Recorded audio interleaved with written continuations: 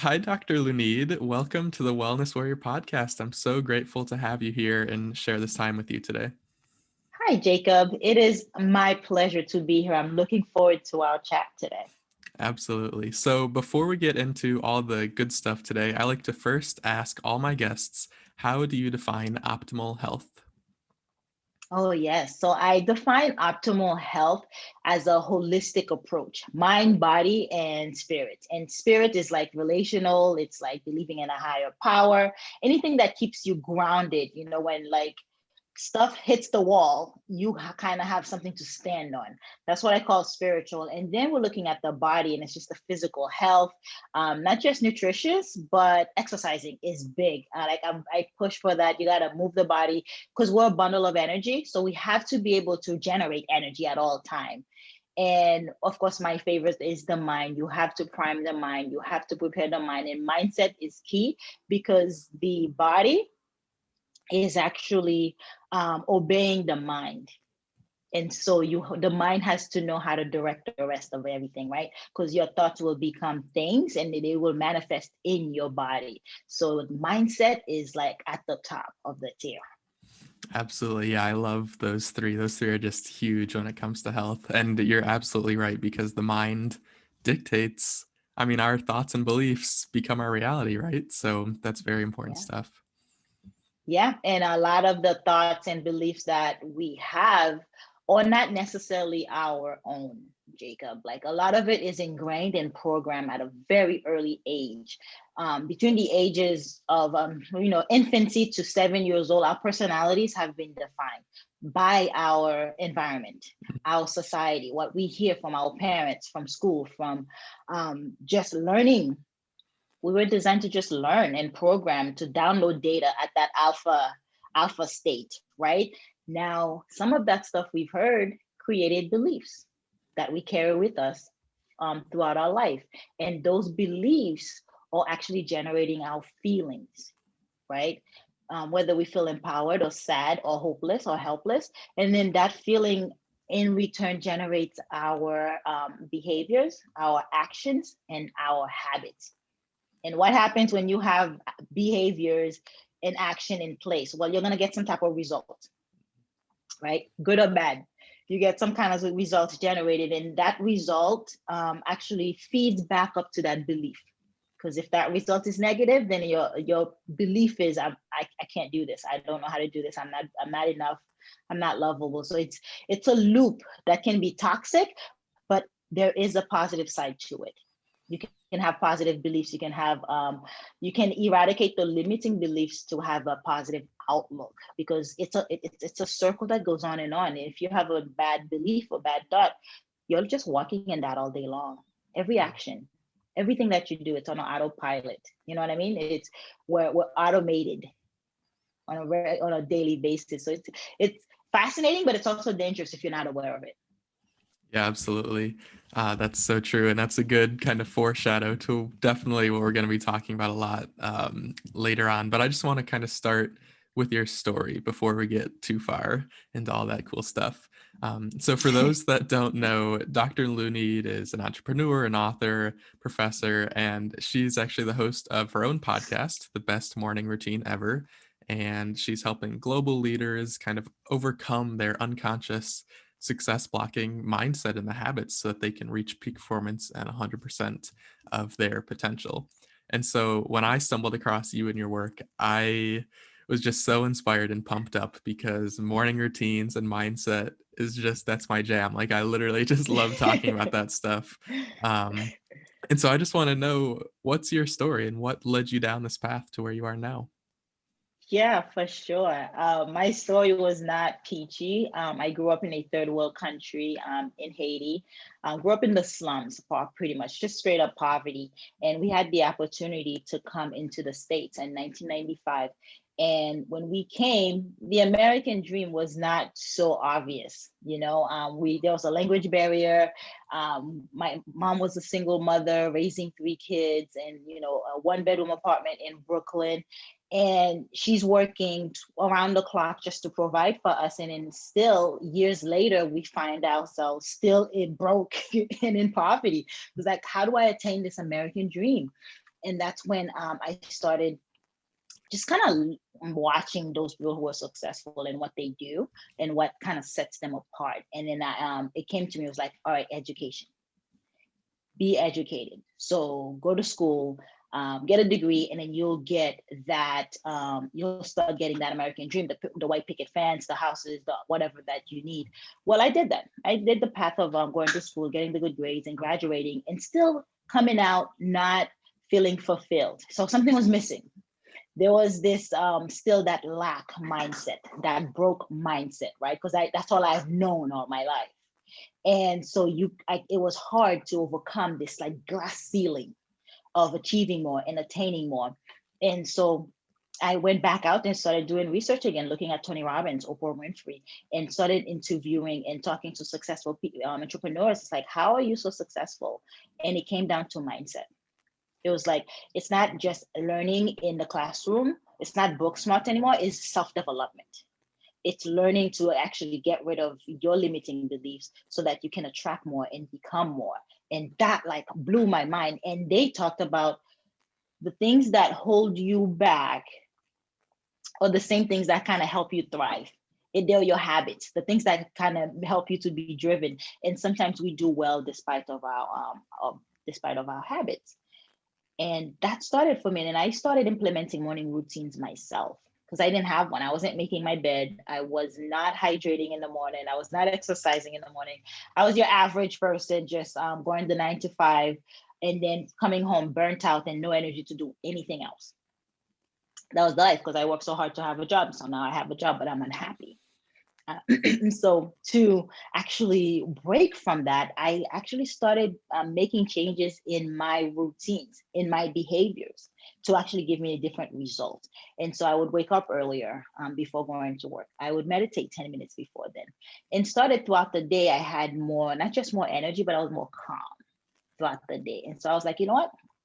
These entrepreneurs, successful people are onto something. So I dive in more into it and getting more research. And then I created the podcast. And now I have access to all these great, amazing people. And I'm collecting data now, speaking week in, week out about morning routines and habits and principles. And that's how I was able to formulate my own morning routine.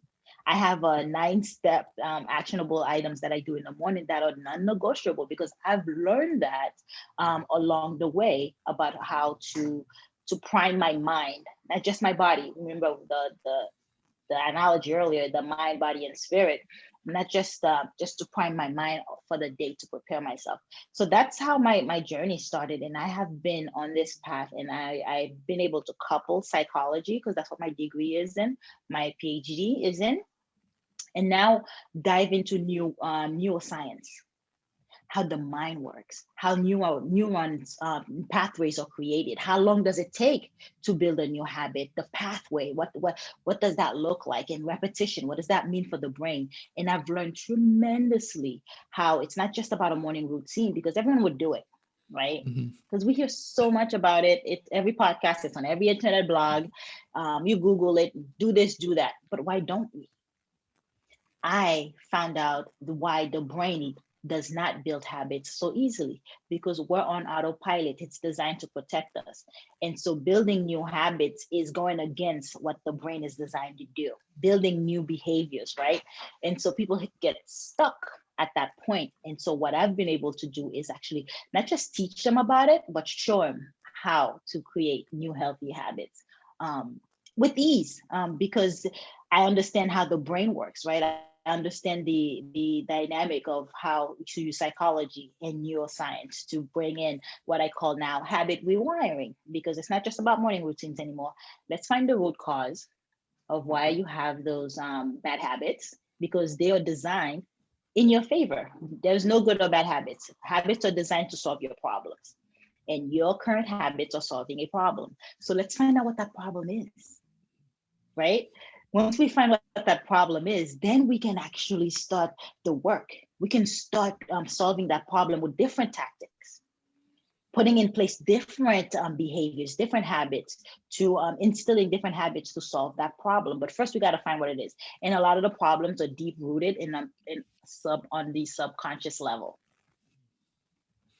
Gotcha. Yeah, I love how you just made that comparison with finding the root cause. I mean, that was a huge thing on my health journey, not even necessarily with mindset stuff, just because as a society, I mean, we all kind of go for those quick fixes, like in those just symptoms, I guess you could call it, and masking them Yeah. with pills or whatever. But we never kind of go within and just find those root causes. Yeah. Yeah. So that's such an awesome transformation that you went through. And I think it's so cool that mindset work, like, it just kind of helped you manifest where you are now. And you just attracted that into your life. Because, like we said earlier, what goes on right up here, but Hmm. above our shoulders, just literally shapes our world. So, Yeah. you also mentioned kind of starting with this like lack mindset, I think you called it, or you could call it a fixed mindset, I guess, as Fixed. well. Mhm. Yeah. So, how can someone listening who might be feeling stuck in some area of their life kind of identify that they have that fixed or lack mindset? And then how can they shift that into more of a open and growth mindset? Yeah. So the difference between the two, the lack mindset is it's more prone to the negativity, not seeing the opportunity. And I like to associate it with people who are extrinsically motivated, right? It's always somebody else's fault. Like if they failed that test, it's not my fault. It's because the teacher suck at teaching. It's because they were. It's the way the class is designed. It's always someone else's fault when they fail or things don't go their way. That's intrinsically just kind of outsourcing the blame, right? Mm-hmm. Really. So that's a fixed mindset. They don't put it inward. They don't take initiative and ownership of how they can create. They do and create their reality. And so the growth mindset is seeing every opportunity as a chance to learn and grow, but also to fix. Like they take that ownership. Like I can fix what's wrong. It's my fault that I failed because I didn't take notes properly for that student example, right? That's more intrinsic. And they're also intrinsically motivated because they don't need someone on the outside to root for them, to push them forward. They just know they have their goals and they are strong about achieving it. They're driven towards that goal. So that's the difference between the fixed and the growth mindset. Now, growing up, having the fixed mindset and the poverty mindset or the lack mindset, it really stops you from achieving anything because it hinders you. Because what comes with it is that sense of helplessness and hopelessness. You just give up before you begin. And I did that tremendous times growing up. Even in the classroom, I would not participate because I thought I would have the wrong answer anyway. Right? That's how much it affects your behavior and Mm-hmm. your self-confidence. So how do you graduate from fixed mindset to growth mindset? One is being aware that it is happening. If you're a little more pessimistic than optimistic, then become aware of that. That's an underlying ingrained issue for you. The other is to, I love to say, to read, broaden your horizon. Pick up a good book, read about something that is of interesting, that cognitively enhances your mind and your thinking. But it's also to actually find the deep root of where the negativity is coming from because it's ingrained. You imagine you've had the same thoughts for, you say, I'm 30, right? For 3 decades. It's not going to, you wake up one tomorrow and all that is gone. That's layers of it that you have to peel off. And so you have to be cognizant of that, what the work that is necessary to actually shift from what you've always known and always been doing, again, because you're on autopilot, right? To actually make that shift, to start thinking positive. And when you start thinking positive, you start seeing the opportunities all around you. So it takes that shift, but it also takes finding the root cause of where those begun. And that's the fastest way to make that change, actually, Jacob, is to go to the root cause, find the event that caused it, and then identify the meaning that you gave the situation back then, and then quickly interrupt that pattern. quickly interrupt that thought process, quickly interrupt the meaning or change the meaning you've given to a certain situation. And the faster you do that, then it's easier to instill new beliefs or new thoughts, new positive thoughts, because now you have a vacancy and you need to replace it with something. But fastest way is to go deep in the subconscious mind and find out where it began. And that's a lot of the triggers for depression and anxiety. A lot of things that we suffer to, mental health that we suffer through today, is because we don't know where it begins. We don't know what triggered it. We don't even know how it triggered a lot of the time. So it's to go in and find it, because we are operating out of the subconscious mind 95% of the day. Do you believe that? Oh, Only 5% we are in the conscious level, which is our creative mind, where we are present and in the moment. 95% of the time, we're subconscious. It's a program. It's like a tape being replayed over and over again. Our thoughts are the same. Our behaviors are the same. You wake up on the same side of the bed. When you put your pants on, you put the same leg in every time. That's autopilot. The brain is designed that way, so you don't have to relearn a new activity every time or over and over again.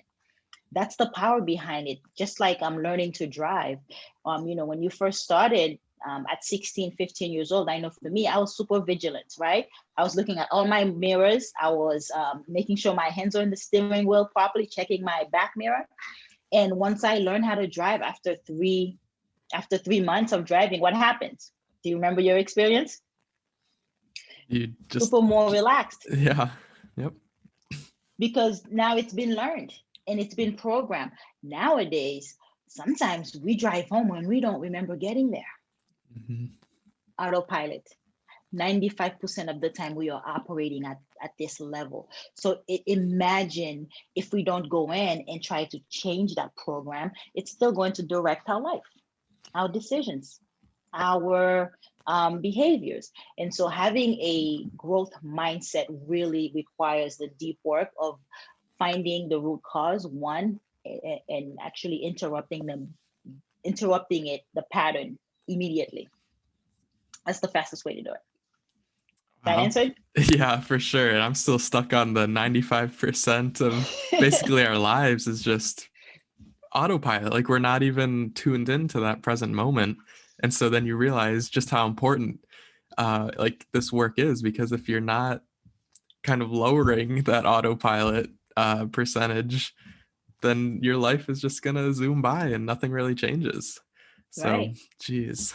Right. And to, I know, geez, exactly. And to add to that, Jacob, you can imagine we have 60,000 thoughts a day. 60,000 thoughts a day going through our mind, and that's continuous. That's why it's difficult to meditate, because we think we should shut all of them down. It's impossible. That is not the definition of meditation at all. Meditation is just acknowledging them and releasing, letting go, right? Now, out of those 60,000 thoughts, the shocking truth is 90% of them are the same thoughts from yesterday. Isn't that crazy? Yeah. Autopilot, subconscious mind. Those are like my buzzwords, my keywords. Yeah. Oh my Lord. No wonder. Geez. Yeah. Those are some very jarring statistics. And so I think kind of a part of this that you talk about a lot are the ants as well. Mm-hmm. Can you talk about what those are and what kind of effect they're having on our lives? Yes, absolutely. We all have ants. You have ants, Jacob. I have ants. Jeff Bezos has ants. Ants are automatic negative thoughts. Remember that stat I just gave you, right? 60,000 thoughts, and 90% of them are negative. Those are they're the ants. They're the same ones from yesterday. So ants are automated negative thoughts. And those are just simple thoughts of, you screw up, you made a mistake. You're like, oh, I'm such a screw up. I should never had tried. Damn, you suck. Or the way we talk to ourselves, the chatter that's going on in our mind, those are the ants. And we are so we're prone, and I'm guilty of it too, so prone to be self-critical, so harsh on ourselves. We don't talk, we show others more compassion when they screw up. We say, okay, it's okay. This is, you can find a way out. This is how, the path to make things better. But when it comes to us, we are just so critical. It's like, oh, you suck. This was terrible. Or people are judging me. They're looking at me. Do better next time. Imagine the way if you were to talk to yourself as if you were talking to a lover. Mhm. Imagine how that dialogue would be different, right? It wouldn't be so critical. It would just not be so judgmental. And you wouldn't talk bad about yourself, because you wouldn't talk bad about a lover or behind their back, right? You wouldn't say anything mean or bad about them, but we do it to ourselves. Those negative thoughts are reoccurring. They run rancid and they're quite toxic. And they are actually, because thoughts, remember, those thoughts are gonna generate a feeling. And if you say, I suck, I screw up, I'm not good enough, I'm not lovable, nobody wants me, that's going to generate this feeling of not being wanted and needed. And that actually is helpless. That kills your confidence. And because you have no confidence now, you're not going to take action, or not the right action, because not taking action is also an action. Inaction is an action. Not Mhm. doing anything is actually it's a behavior that kind of produce a result in it within itself, right? So if you have those feelings that's been generated by these ants, right, that you can't control, they're there, that's fine. Now you are generating action because of those feelings, because you only act when you feel the right to, the need to. Feelings generate action, Mhm. and then you'll get those results, those negative results. And that again is the cycle that goes on and on. Now if you talk to yourself like you would a lover, you say, you know what, it's okay, you did good today, you'll get them next time, it's no big deal. Or you get up in the mirror and says, oh, you look good, like, that's a beautiful smile, I like that. Or start using affirmations. Part of the morning routine is affirming positive, empowering words to yourself. Like, I am beautiful, I am capable, I am enough. Just simply saying, I am enough, I am good enough. Because a lot of us walk around like we're not enough, we're not lovable, and we don't belong. And if we just simply say, I am enough, and actually start to ingrain that, then it's going to generate the feeling of what? Confidence, Mhm. empowered. And then that's going to generate taking action, different actions and behaviors, like, okay, I'm not going to eat this donut, but instead I'm going to have an apple because I'm confident, I'm feeling good about myself. I'm not feeling down or insecure at this moment. I am enough, I'm good enough, I am beautiful, so therefore I'm going to do my hair before I come on this interview. Right? So you see how that thought can generate the actions, the appropriate actions, the healthy actions to give you the results again, right? The results, like, I did good today. And then that feeds into that belief, that thought again, like, we good. It was a good day. We accomplished something today. And then that cycle repeats itself the next day. And it's powerful because you can control those thoughts. It's powerful because you can not just acknowledge them, but eradicate them and dissolve them. And that's what I do with the clients. Is I go in there within one session with me, you get out of there feeling light.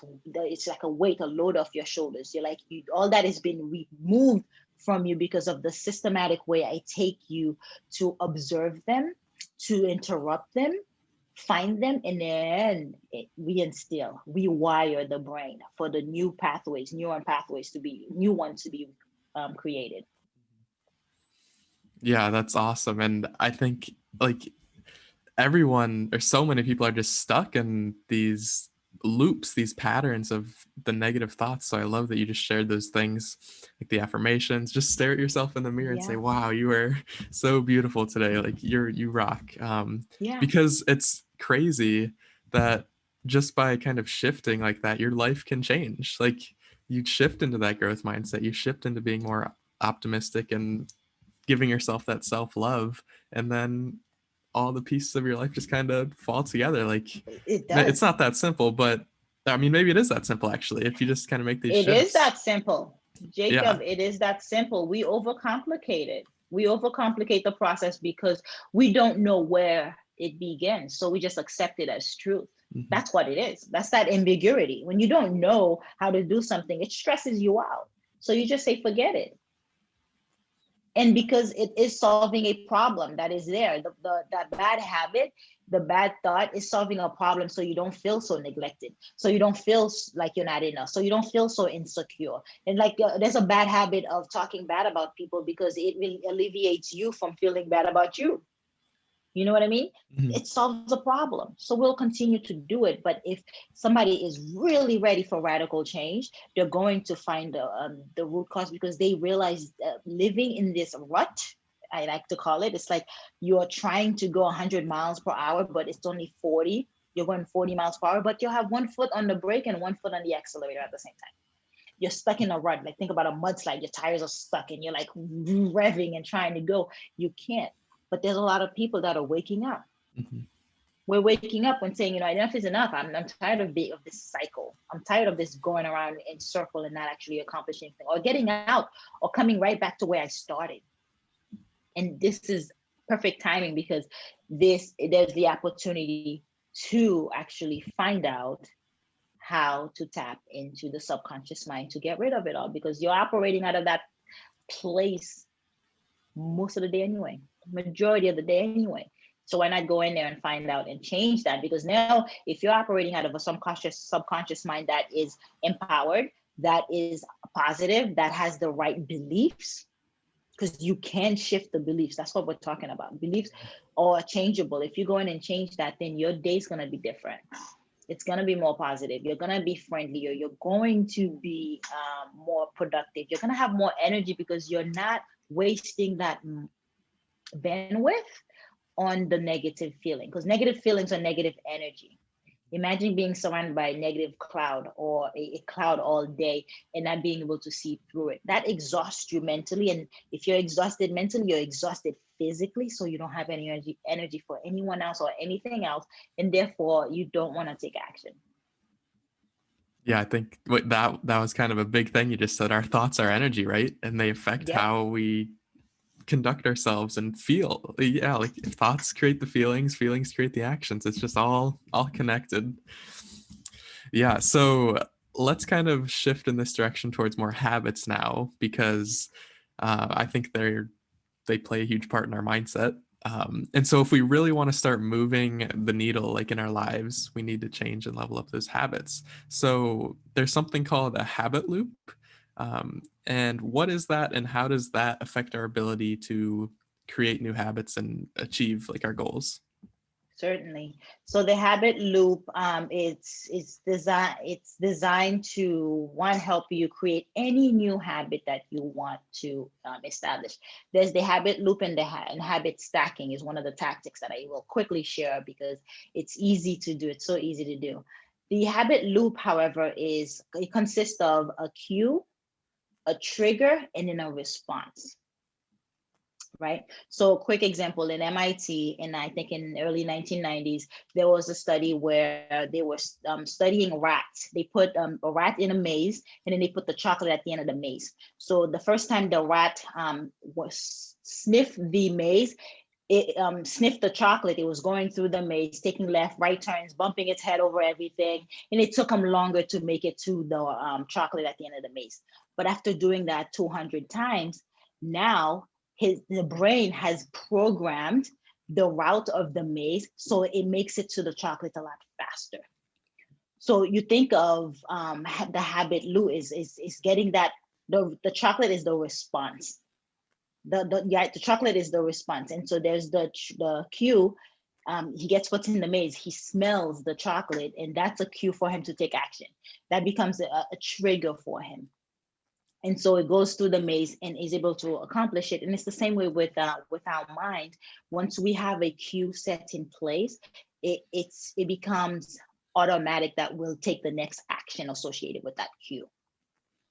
For example, and in the once you do the action, you get the result. So the habit loop is designed. So if you have, let me give you an example of a cue. Coming home from work, you are tired and you want to relieve some stress, so you grab your remote and you sit in front of the couch, and that helps to take your mind off work and your long day. sitting there watching it, you forget about it, and you feel better about an hour or 2 hours, sometimes 5 hours, right? Now, your cue is you had a long day, you walk through the door. The trigger is, here, let's watch TV. The trigger is, let's watch the TV. That's your action. You watch the TV to give you the results, the response of feeling better. You could do the same for when you're stressed. The cue could be your sneakers. Put your sneakers by the door, so when you come from work, you know you're gonna have if after a long day you see your sneakers, that could be your cue to trigger you to put your shoes on to go for a run. Your run is your behavior, it's your action. Now that action is going to release serotonin and actually make you feel better and relieving your stress. You see, it solves the same problem, but different actions and different cues. So give you different behaviors.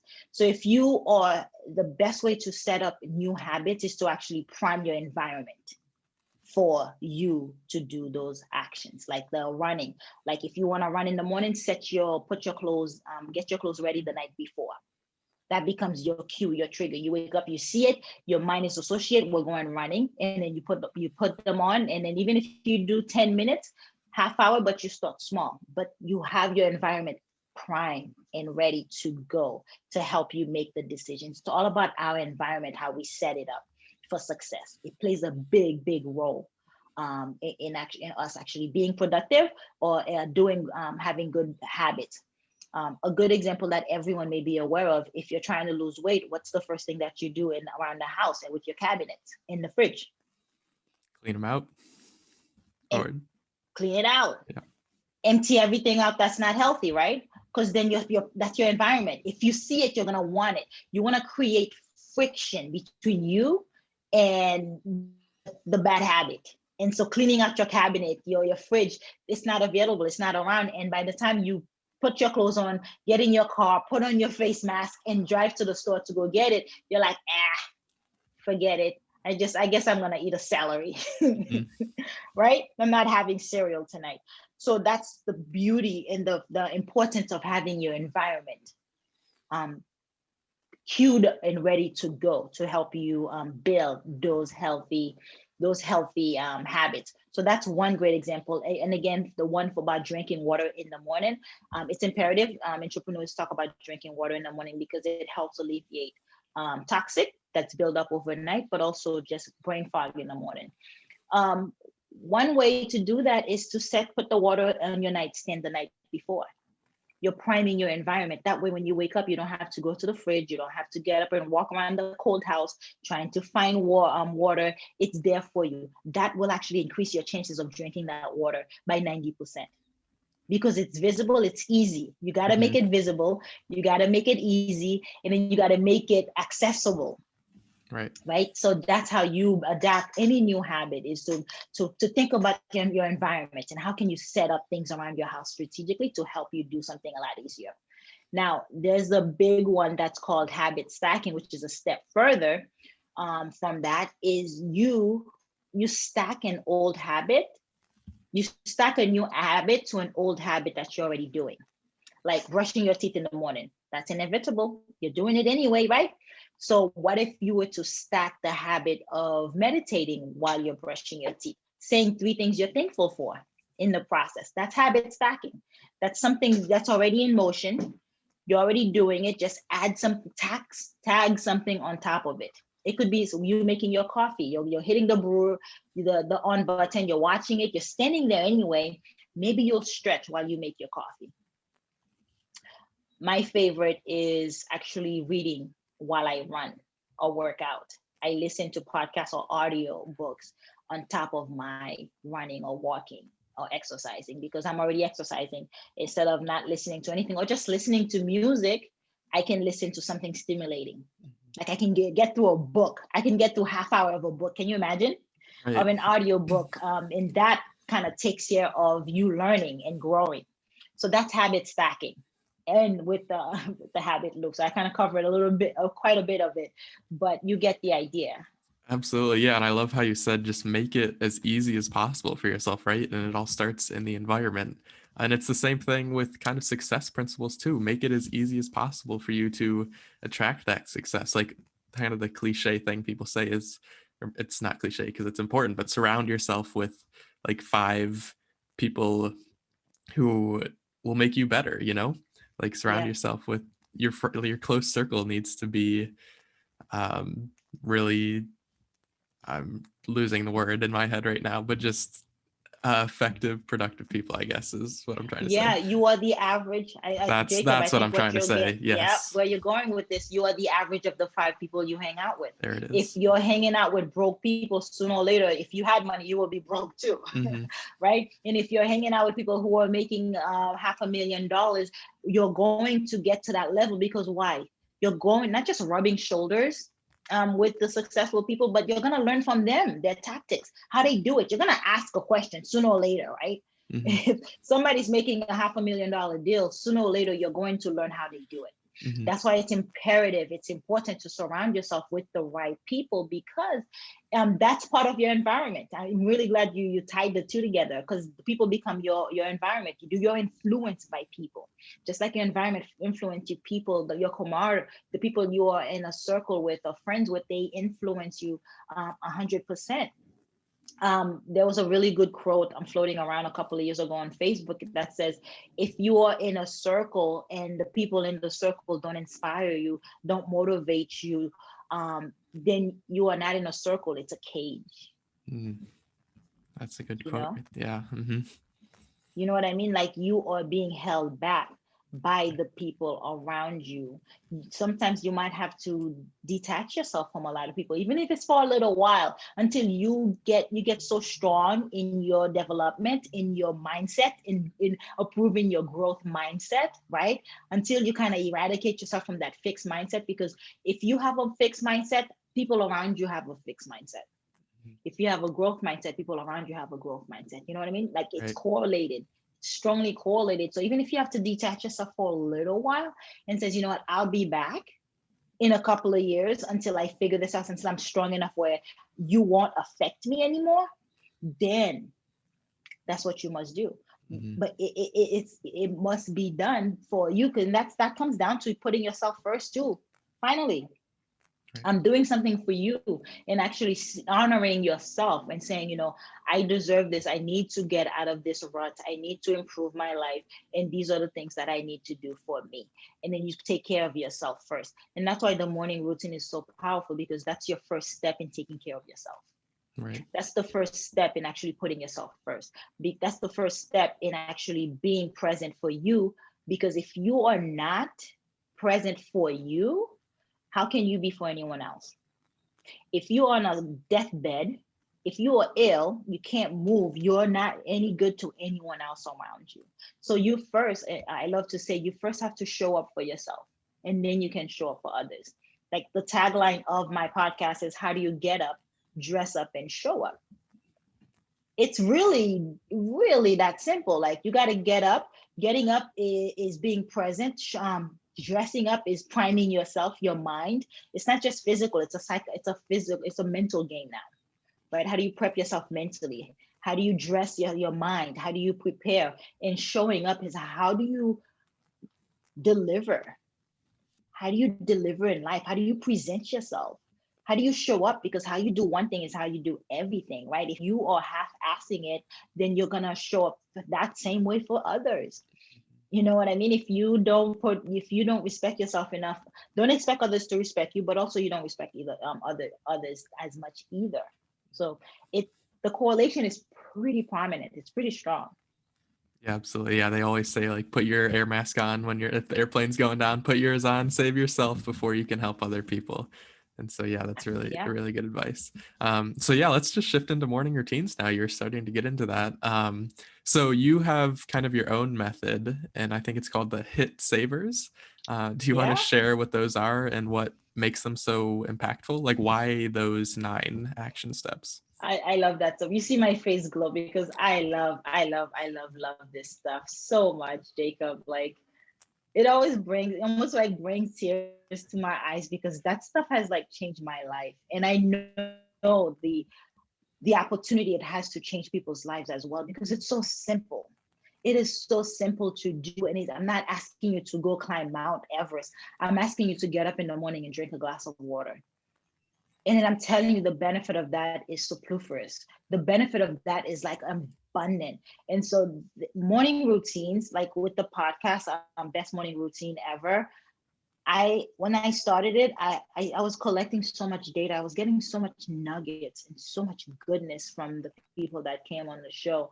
And I just had to put them on an app. I was like, the rest of the world needs to hear this.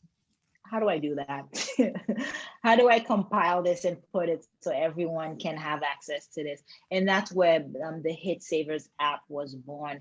It's 9 actionable items done in 9 minutes to hack your morning. And it's 9 minutes because you can do each item for 1 minute each. So you're talking about starting small. 1 minute, 60 seconds is all it takes for you to drink in the morning. And each HitSavers, each acronym stands for a habit that entrepreneurs swear by, entrepreneurs do on a regular basis, and they're non-negotiable for their success. And they're mine as well. Those are the 9 things that I do every morning to actually wake up with energy, to be more productive throughout my day, but also to show up for my life, but to show up for everyone, to show up for an interview, to show up for my husband, for show up for every aspect of my life. And so briefly, I mean, people can get the app. I won't go through every one of them, but setting yourself up, like the H really stands for hydrating first thing in the morning. I talked about water and how to habit stack that, right? How to prime your environment so you can actually drink a glass of water every morning to cleanse out your body. The other one is that I am grateful journal. I am grateful for. And you just list out 3 things you're thankful for. And that attitude of gratitude will actually show you more things you can be thankful for throughout the day. But it also puts you in a state of mind of receiving. And instead of just doing, you're already accepting, you're already in present, you already know what you want. And T is my favorite. It's time's up, get your butt out of bed and make it. That's literally how I say it. So everyone who asks me, time's up, get your butt out of bed and make it. And it essentially is making your bed is your first act of productivity, your first action of the day. And that actually helps you be more productive. It's like you can check it off your list type of thing. And the rest is silence, which is meditation, affirmation, which we covered a bit about earlier. Visioneering is visualizing your goals as if they've already happened.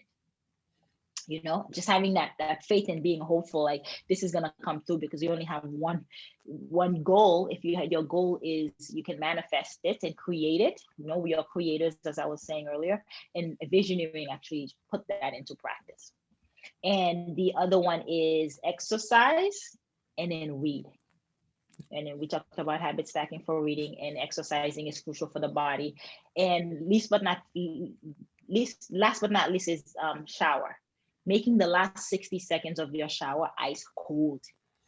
And it's phenomenal because it's derived from cold exposure therapy, right? When you expose your body to cold temperature, it not only shocks it, but it helps with your deep breathing from the diaphragm, which actually helps releasing good hormones to make you happy, but also just that sense of alertness and wakefulness that it gives you. And it kicks off your metabolism because it burns brown fat that gets built up on our back and in places that you don't usually see fat. So cold showers is like fantastic and phenomenal. And I know people cringe when they hear this, but hey, it's one of those things where somebody tells you it gives them all these benefits, it helps them to be successful. I mean, if you don't want to take that on, then that's on you. But it's so simple. Just 30 seconds to 60 seconds of your shower, making it ice cold in the morning, has tremendous effort to give you endless energy throughout the day and wake you up so that you're alert. It's powerful. And that's the HitSavers app. I had to put all that together so everyone can have access to it, because entrepreneurs are getting success from it. They're successful because of it, because of these things that they're doing in the morning, incorporating in their life. And some people do reading in the afternoon. It doesn't matter, but are you doing these things to set you up so you can thrive, to set you up so you can show up as a better mate, as a better daughter, as a better son, as a better business partner? Are you doing these things to prime you for success? Yeah, absolutely. And so my two favorite things, morning routines, number one, cold showers and cold therapy, number two.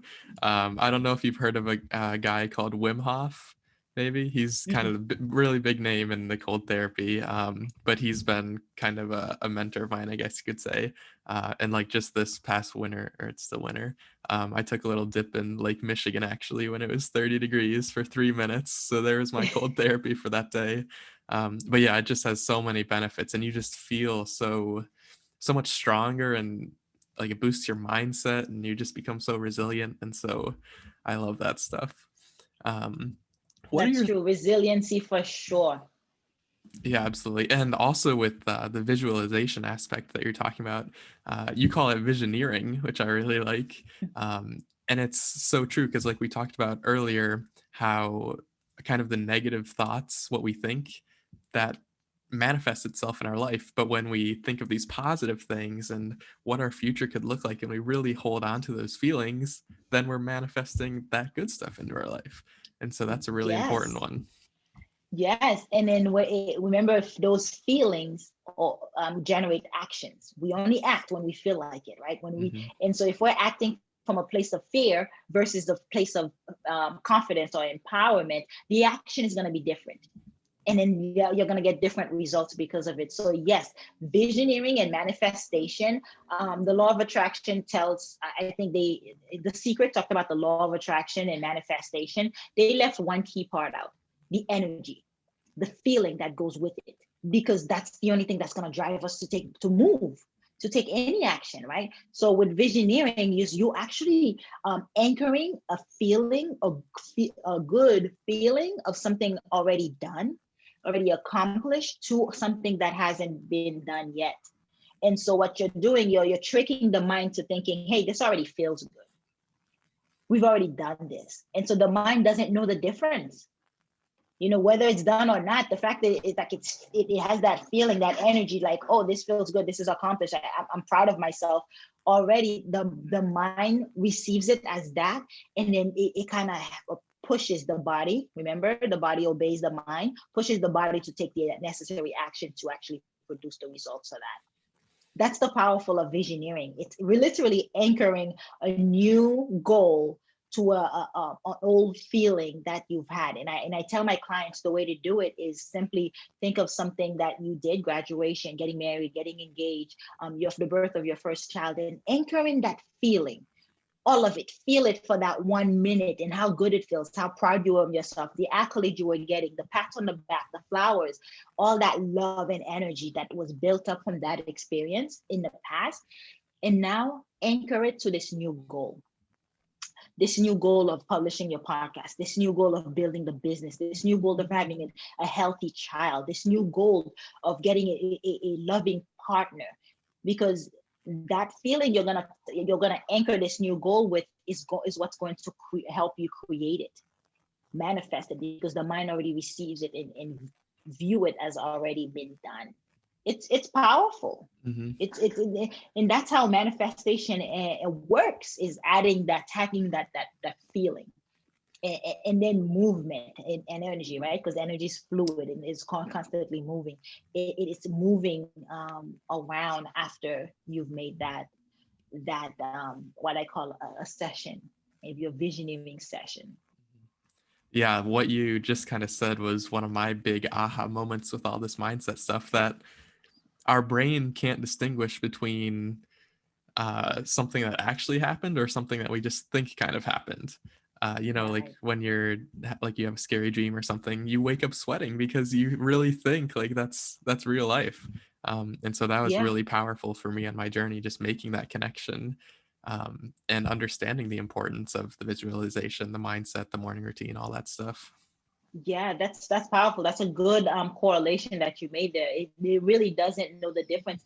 Like, if when we go into that automation piece of it, the mind is super suggestible. And like you think of hypnosis. Hypnosis is just a trance that you go under. It's like when you are getting ready to fall asleep. You're at this most deep relaxed state, and at that state you can remember everything, and you're also very suggestible. So I can tell you, like, Jacob, like, picture a juicy lemon. You're gonna start salivating if I continue to describe it with the imaginative words. You're gonna start to feel you salivating just thinking about a juicy lemon and seeing it in a hot I already feel summer the day, and tingle you're on my quenching tongue. your thirst. The mind doesn't know the difference. I can tell you, like, hold out your hand and there's a magnet in front of you, in between your hands, and you can slowly feel your hand pulling together. The brain loves imaginative words. And that's why we have affirmations. That's why we anchor these affirmations with feelings, because the mind doesn't know the difference. It's going to react. You can start salivating just by thinking about a steak or food.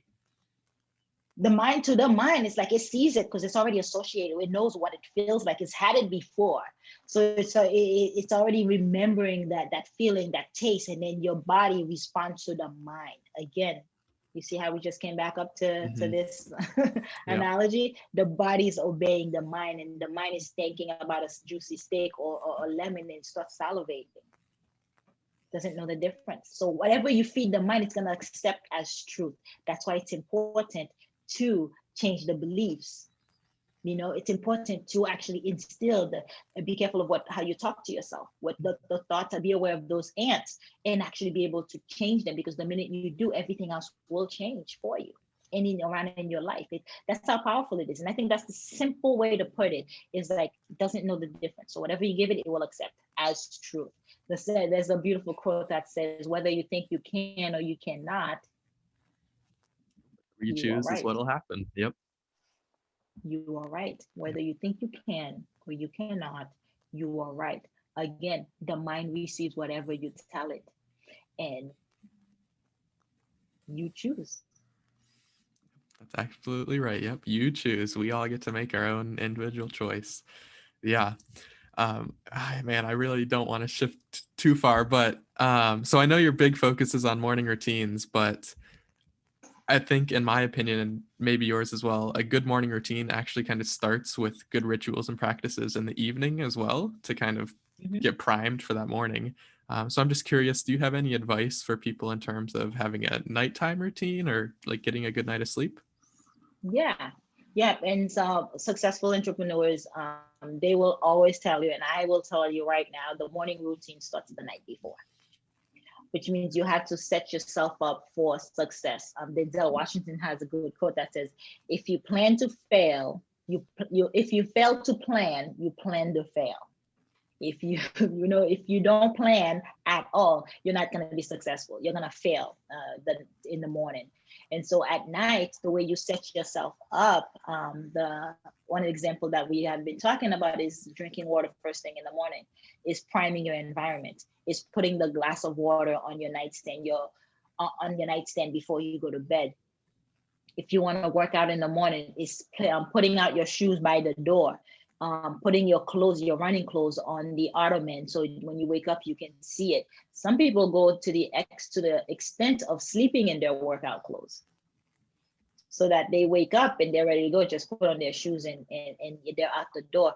Because you have to learn to trick the mind, because it doesn't know the difference, right? Yep.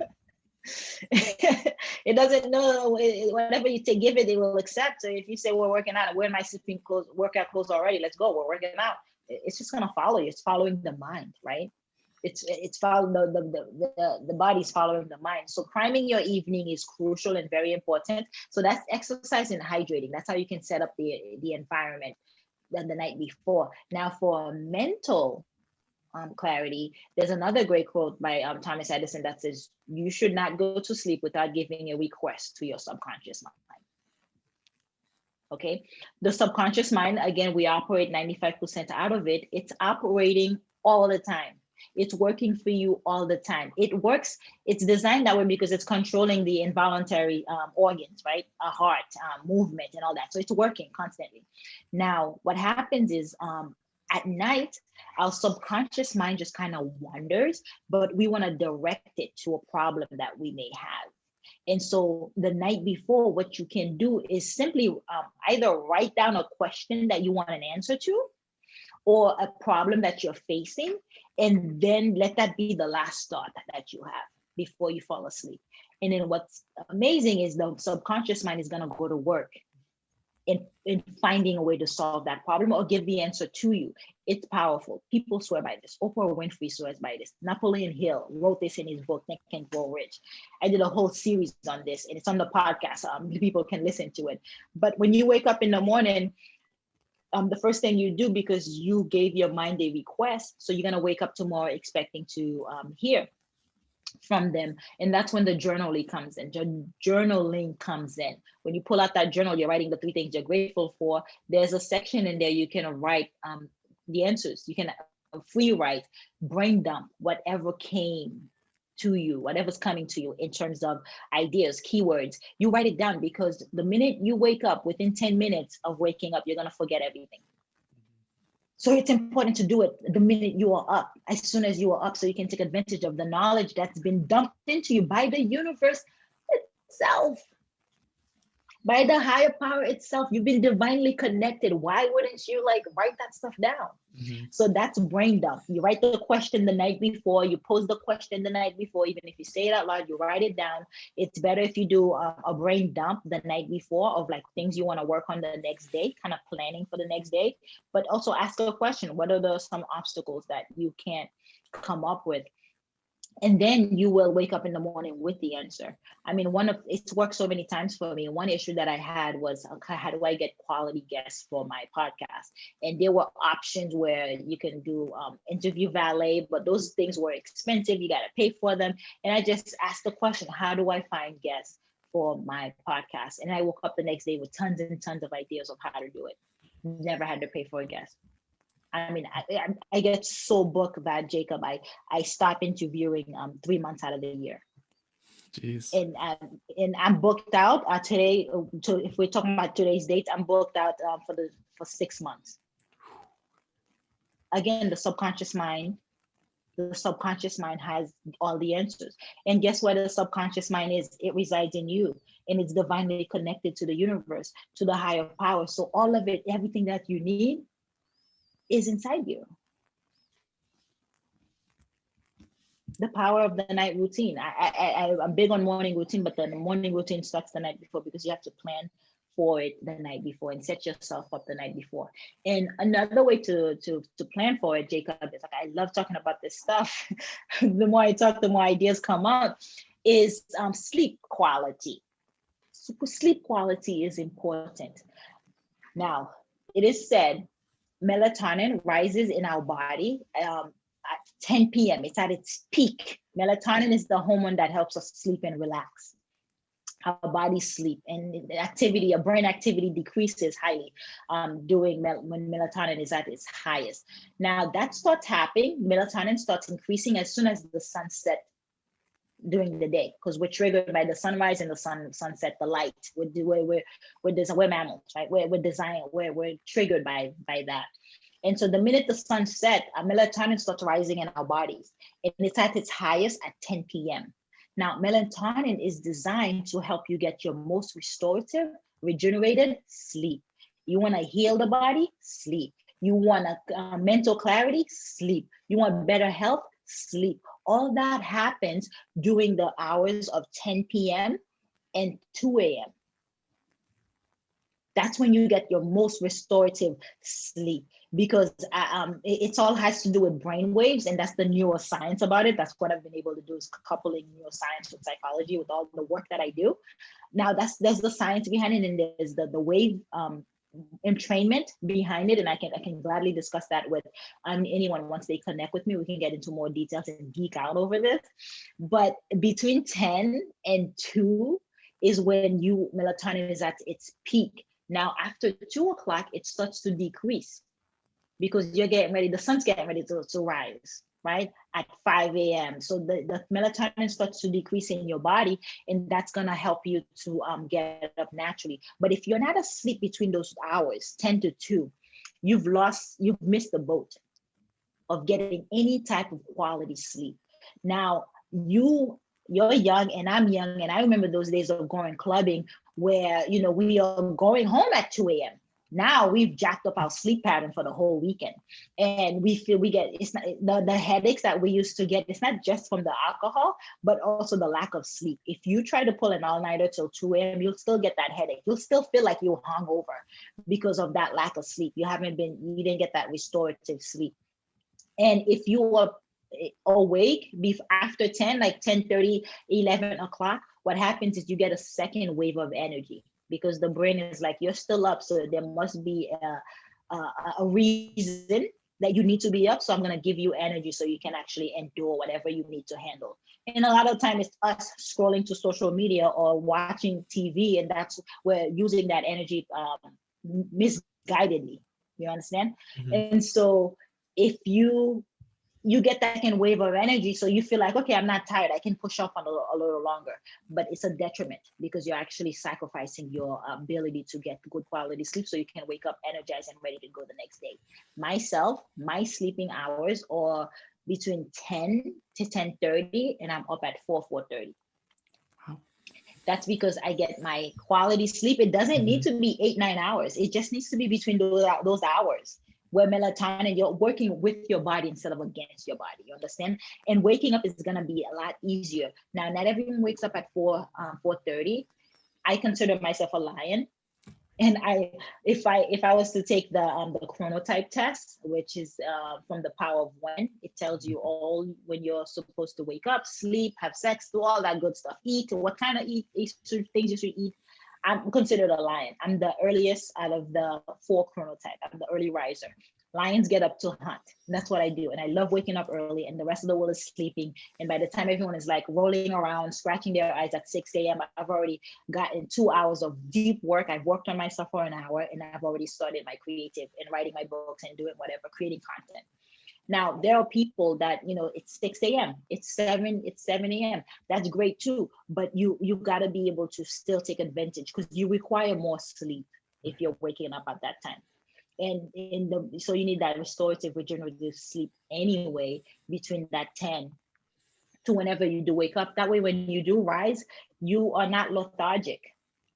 Sometimes you wake up without an alarm because you've gotten enough sleep, you've gotten enough rest, and therefore you're already setting yourself up for success through the day. And then you couple that with a healthy morning routine of doing these 9 actionable items within the 10 minutes of waking up, then you are unstoppable. The day has nothing on you. Nothing can come your way, can be thrown at you that you will not be prepared and tackled triumphantly. Yeah, that's awesome. And I totally believe you're a lion because you're just absolutely amazing. So where does where does your passion for all this work come from? Like, why is it so important for you to help all these other people have healthy and effective morning routines? Because I've been stuck, Jacob. I've been stuck where I didn't know how to get out of it. Remember that metaphor I gave you? I've had one foot on the brake, one foot on the accelerator for a long time.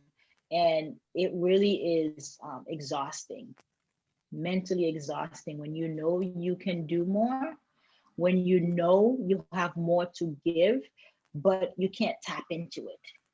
It's like a spirit, an invisible spirit is holding you down and holding you back, and you can't propel.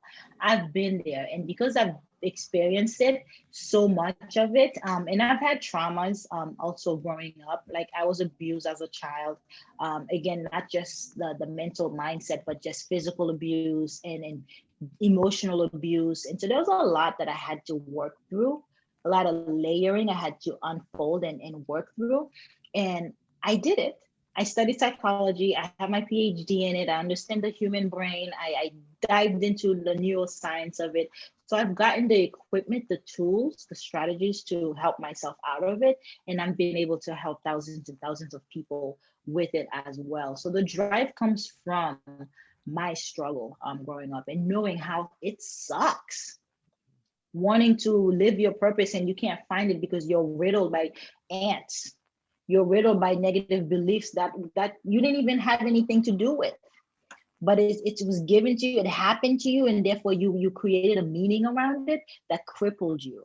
And so I understand what that means. And that stuff is very dear to me because I know the power of the transformation. And because I'm a lion and because I'm a maximizer by nature, I wanted to know the fastest way to get rid of this stuff. And so I developed the fastest way to do it. And I built it, and it's rapid transformation. It really is within one session with me, you see the difference. And in 21 days after, you won't even recognize who you are. You'll be a whole new person. And that's what I love about it, because it's fast, it's quick, and it's efficient, it's effective. And my clients rave about how well this modality works. And that's what I offer to everyone who is listening to my voice right now, is you can get out of those shackles. You can get rid of these beliefs that are holding you down.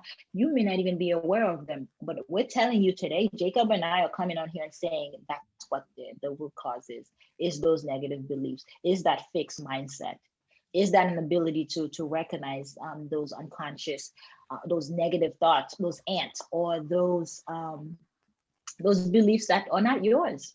They were given to you by someone. Something happened that created them. They're not yours. And so that's what you become aware of today. And now you have the opportunity to actually make that shift. That's what this drive comes from, Jacob, is because I wanted to be better. I wanted to be a better person. I wanted to be happier. I wanted to have freedom from the shackles of my past. I wanted to have freedoms from my own. I wanted to get out of my own way, to be honest. Because if I'm in my way, I cannot serve the people that I get to work with.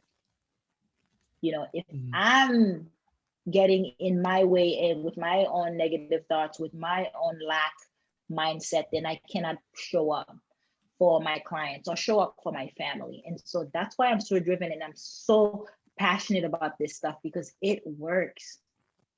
And it works where, in the sense where you don't have to, it's not hard labor. That's why I want to come alongside of everyone today and be able to offer this opportunity to begin that transformation. You're worth it. It took me a while to believe I was worth it. And once I came to that realization, I soar like a falcon. I like falcons. Yeah. That's just awesome. I think everyone listening just needs to rewind this all the way to the very beginning and just listen to our whole interview 3 times over, because this stuff was just so powerful and it's great stuff. So as we wrap up here, is there anywhere that you want to point the listeners to, or where can we find out more about you and your work? Yes, absolutely. You can find me at lunidlouis.com. That's LUNIDELOUIS.com. On there, you'll find the Best Morning Routine Ever podcast. Tune in, join us. We would love to have you subscribe and get some more of these amazing nuggets that I shared today. And along of the amazing guests that I went on the show, you'll find the HitSavers app, the morning routine app, 9 actionable items you can do in 9 minutes. That's on the website as well. And then, of course, my habit rewiring program. It's a 21-day program that you see results after the first session. And it's really, really fast transformation. And so habit rewiring, if you go on my website, you'll find it right on there. You'll find more about my story and the tons and tons of testimonials on the website. Actually, there's some videos, there's some written testimonials. Just go ahead and take a look at that, and we'll stop there. I would love to hear from everyone. I am hosting a free webinar at the end of the month here. So we're at the end of the month, we're hosting a free webinar, and I'll of course, Jacob, give you the link to that so people can check it out and join me for an hour and a half of more of this phenomenal work, mindset, growth, and morning routine and habits. I'm going to discuss the three powerful habit rewiring techniques to actually achieve your goals faster. That's the title of the webinar. And once you join us, you will learn the secrets that I have discovered over the years, and then you'll start to see immediate progress. It's amazing. So yeah, lunidlouis.com. Everything is on there for you. Absolutely, yeah, and I'll put all the links in the show notes when for this episode. So my last question: if you could leave one piece of actionable advice or like a question for listeners to think about, or like anything, it doesn't even have to be mindset related necessarily. What's the one thing that you want to leave the listeners with today? Yeah, find some one thing that's non-negotiable for you, where regardless of who's around, what's happening in your life, there's one thing that you will do for yourself every day. For me, it's meditation. It started with 1 minute, and now it's at 10 minutes, and I'm fine with that. I get great progress. I don't need to meditate for 2 hours. Find one thing that is non-negotiable for you, whether you're on vacation, whether your kids are around, whether your dog is like salivating all over your face, you will have that 1 minute, 10 minutes for yourself to do it. For some people, it's enjoying a nice cup of coffee, but do some type of journaling or meditation while you're doing that. Habit stack, anything, like meditation to whatever you're doing, because that helps start the process of calming down the mind. That helped the process of actually becoming more centered and more present. And that's what meditation is supposed to do, bring you more present into your daily life. So it would be, Jacob, to do some type of quietness and meditation, quiet time for yourself, intentional silence. It would be my advice. Start practicing that and make it non-negotiable. Fantastic. So that's going to wrap up today's show. Thank you so much for coming on, Lunid. It was really amazing to talk to you today. It's been my pleasure, Jacob. You're such a fantastic host. I love the way the direction of the conversation went. And I feel like this is valuable content and people are going to resonate with it so much. 100%. This has been your host, Jacob Keneally.